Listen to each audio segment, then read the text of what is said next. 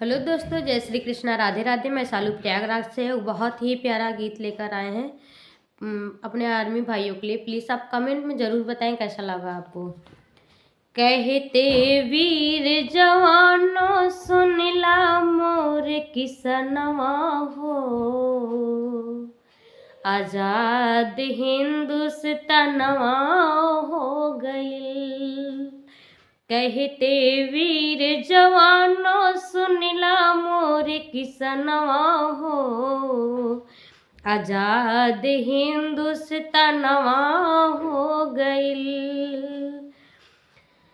Border के जवनवा रहले सजनी के सजनवा हो, बाडर के वनवा रहले सजनी के सजनवा हो।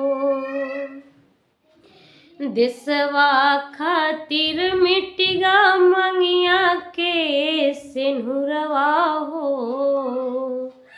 देशवा खातिर मिटिगा मंगिया के सिंदूरवा हो।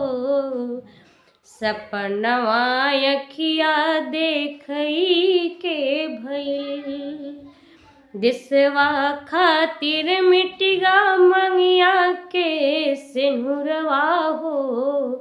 सपनवा अखिया देखई के भइल। कहते वीर जवानों सुनला मोर किसनवा हो, आजाद हिंदुस्तानवा हो गइल। देशवा खातिर सोना भइले माई के अचरवा हो, देशवा खातिर सोना भइले माई के अचरवा हो। रहिया जोहत असर लगावे रोवत बाटे ललनवा हो, रहिया जोहत असर लगाए बैठा बाटे ललनवा हो। सीमावा पे माटी होइगा बाबू के सुगनवा हो, सीमवा पे माटी होइगा बाबूजी के सुगनवा हो। सपनवा अखिया देखई के भइल।